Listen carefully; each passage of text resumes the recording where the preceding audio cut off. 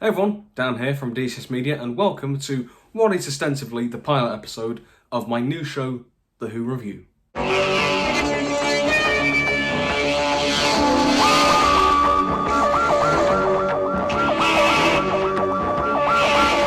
So you may remember at the end of October I did like a preview of the 60th anniversary Doctor Who specials, and I introduced my new show, The Who Review, which I'm going to be using to review kind of properly the 60th special. It's a one-off thing, but I wanted to do something special for this anniversary.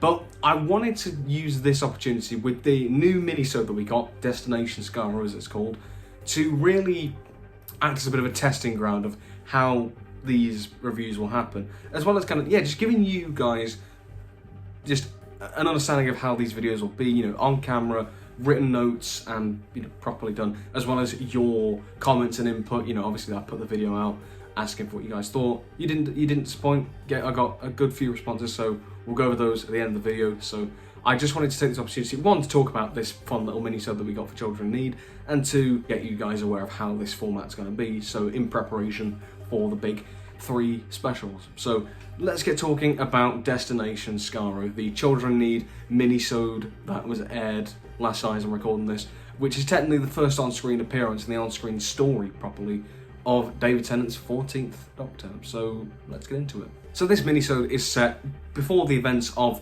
Genesis of the Daleks and the early development of the Daleks, and we see young Davros, played by Julian Bleach. We also see another Khaled character, Castavilian, played by Moan Rizwan. I apologise if I mispronounced the name. And then David Tennant's 14th Doctor comes crashed in, and there's some light-hearted comedic jokes and, to do with like the development of the Daleks. And it is, as I say, set before Genesis. So you could say it is a Genesis for Genesis of the Daleks.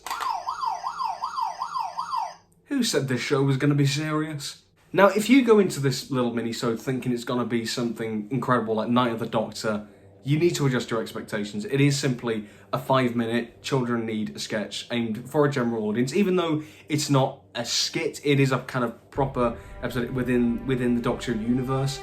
It is ultimately just a bit of fun for Children Need. And with that, I think it succeeded. I think it was a fun sketch with some good humour, some good jokes. There's some good jokes with like Dalek, Khaled, anagram, and them kind of trying to come up with a new name for the Daleks. I mean, it went on a little bit, in my opinion, but it was still funny. But the main joke, I think everybody seemed to love it, including me, was the plunge joke that basically the Doctor, as he crashes into the Dalek or Khaled development room, breaks off like the Dalek's claw. So in the end, before he goes, just gives them a plunge, and that's why the Daleks are plungers. That, I think, is such a perfectly judged joke of being wink wink, nudge nudge to the audience, but not, it was nice and quick, nice and snappy, and wasn't really drawn out. It was just the perfect joke.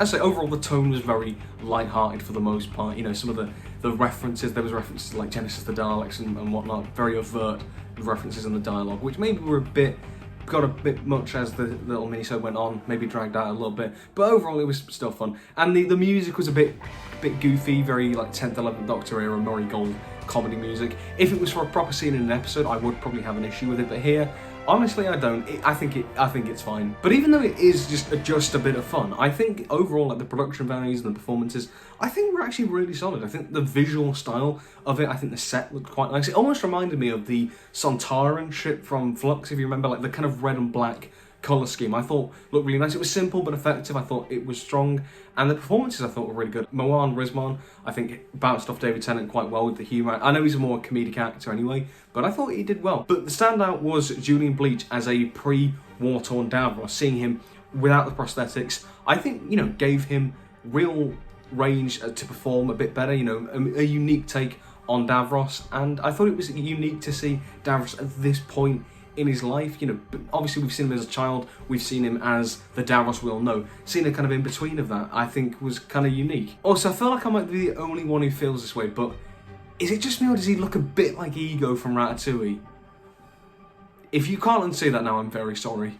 And as I was saying earlier, with the whole going back to this point in Davros' timeline, I think exploring the pre-Genesis of the Daleks Skaro, I think it's an interesting idea. I think it's a fun, novel concept, and it's a nice seeing this part of the universe. We've explored the Time War endlessly, I think, and other areas of the Doctor universe, and I feel like this is something that doesn't really get touched upon, and I think there is maybe story potential. Maybe not don't explore it all the time, but I think that was actually a unique idea. And Julian Bleach wasn't actually announced to be in the minisode beforehand, so it was a nice surprise to see him rock up. Also, the reference in the voice clip of Nida, who was in Genesis of the Daleks, that was a nice touch, I gotta say. Davros, I need your confirmation to begin the next bombardment, sir. One moment, and touch nothing. My only critique with this one, that I don't think can be excused by the whole "it's children in need," is Tennant as 14, which was something I was kind of expecting, like, oh, how are we going to see David Tennant's 14th Doctor in this? Are we going to, this is our first proper glimpse of him outside of the ending of Power of the Doctor and the trailer that we've had. And it honestly just felt like he was doing the 10th Doctor stick again. I get that it's maybe not enough to judge on because it's only a 5-minute children need spoof, and I get that, but I do feel like it is just the 10th Doctor again. Yeah, ultimately, it's not a big deal, even if I do have that as a critique. Ultimately, it was a children need sketch, and it was great to have Doctor a part of, and, helping raising money for a good cause. It's great. So that's what I have to say about Destination Skaro. Now let's get to your thoughts on it. So this will be a regular segment in these Who Review videos. There will be viewer reactions. I'll be reacting to your comments on what you thought of the episode. So, well, this is your first kind of proper taste of, getting a viewer opinion of what we thought. And I've got a good range of opinions here and some really interesting comments that I didn't really consider beforehand. So first off, J Production says, well, that was certainly not what I was expecting, but I loved it. It was cheesy and tongue-in-cheek, but it was hilarious. I pretty much agree. Yeah, it was kind of unexpected at that point to seeing Davros, definitely, but it was fun. It was just a bit of fun. Bomb the Chaos says, I really liked it. It had the look and feel of the first 3 Star Wars films. I lolled when he tossed him that plunger. Yeah, I think the plunger joke is generally what I've seen is the most popular and most well kind of received joke of the whole thing. I think it's just perfect. And your comment about it looking a bit like the original Star Wars films, I can see that because obviously, it's set around Genesis of the Daleks, and that was a Tom Baker story in the 70s, and it does kind of have that retro-y 70s, 80s sci-fi aesthetic, and I really like that as well. So that's actually a decent comparison. I can see sort of Death Star sort of visuals in there, so that's a good point. Michael Dalloway says, I really liked it. I think it's a dose of levity before 3 specials that I assume will be pretty bleak, happy to be wrong, in brackets. I see some are upset with the break from canon / diversion from I, Davros. That's the Big Finish Davros origin story, by the way.